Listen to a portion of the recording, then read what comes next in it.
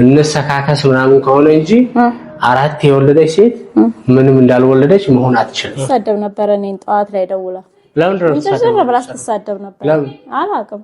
የሆነ መሐላችሁ ጥሩ ሁኔታ እንዳልሆናችሁ ያስታውቃል። እኔ ድሮ ማንነት ላሳይ እንደ ድሮ መሆን እኔ እንደ ድሮ ልጅ እያሳደኩኝ እያጠባሁኝ በቃ ዝም ብዬ ቤት ውስጥ አለባበሴ ምንም አልተመቸንም እንዴ?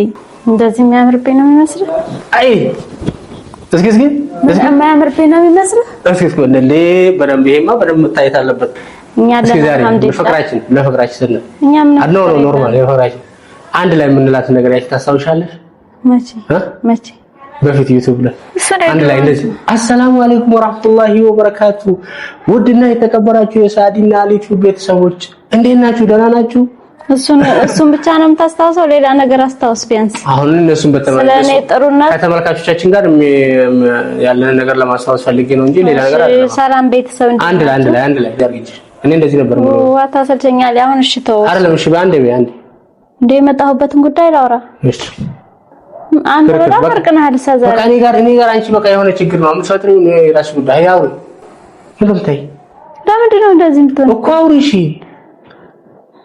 ዛሬ የመጣሁት ከምር ነው የምር ነው እኮ ነው ላናግርህ አይደለም። አንተ አስባለሁ ያልከኝ ነገር አለ። አዎ አለ አይደል? አስብበታለሁ ብለሃል። ብያለሁ።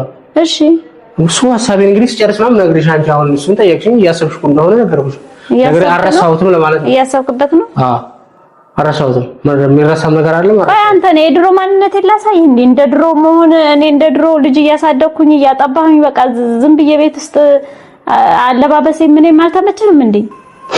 እኔ የድሮዋን ሳዲ መሆን የሚያቅተኝ ይመስላል።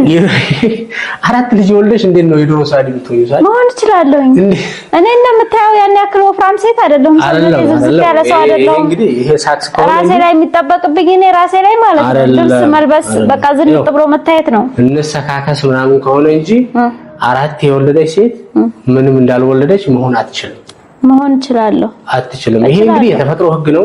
መውለዴን እኮ አይደለም ማለት አራት ልጅ አጥብተሻል፣ አራት ልጅ ያሳድገሻል እና አራት ልጅ ማለት እንግዲህ እያንዳንዱን እድሜ ብትወስዶ እንደው በየ3 አመት እና ጡት የወረደብህ ሰውነት የወፈረብህ አለባበስ ያስጠላ። አሁን ጾታዊ ነክ ነገሮች ምንድነው የምትይው? ጭራሽ ወገባሽ ወደዛው ጾቴ ወደቀብህ ምንድነው ጾቴ ወደቀብህ አይባልም ለማለት ፈልጌ ነው። ሌላ ነገር አለ ይባላል እንጂ የሚባል ነገር ነው ማለት ምን ሆነ? ለማንኛውም ምናልባት ልብሶቹ በፊት የምትለብሻቸው ልብሶች ልትለብሺ ትችያለሽ ወይ ደግሞ ሜካፑን ያው ሜካፕ ልትጠቀሚ ትችያለሽ። የምን ሜካፕ ተጠቀም? እነዚህ ተፈጥሯዊ ሳይሆኑ ሰው ሰራሽ የሆኑ ነገሮች የሉ እነዛ ይደረጋሉ። እና ምን አሁን ሌላው ግን ከመውለድ ከማሳደግ ከእድሜ ጋር ይሄዳል።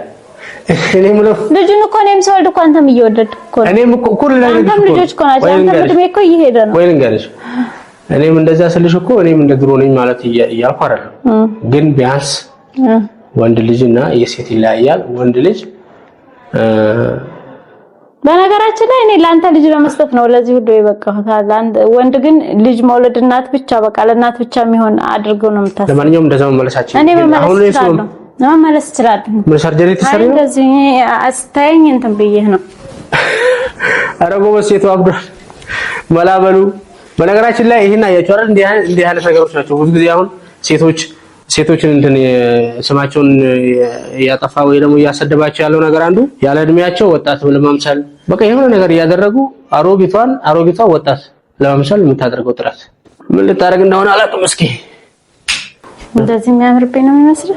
አይ እስኪ የሚያምርብኝ ነው የሚመስለው? እስኪ እንዴ በደንብ ይሄማ በደንብ መታየት አለበት።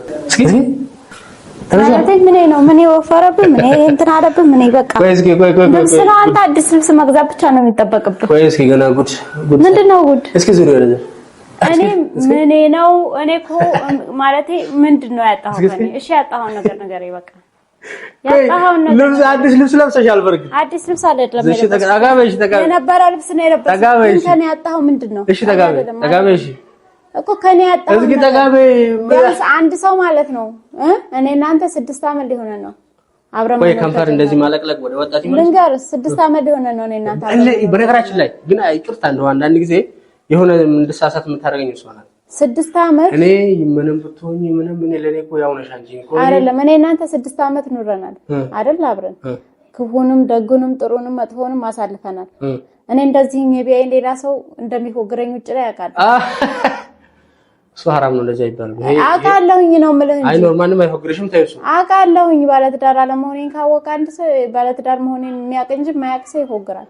ጀመር ሀገራችን የጨዋ ሀገር ነው። ስማ እኔ እናንተ 6 ዓመት አብረን ስንኖር ቢያንስ ለመሄድ ከኔ ጋር ስትሄድ ለምትሄድበት ነገር ምክንያት መኖር አለበት።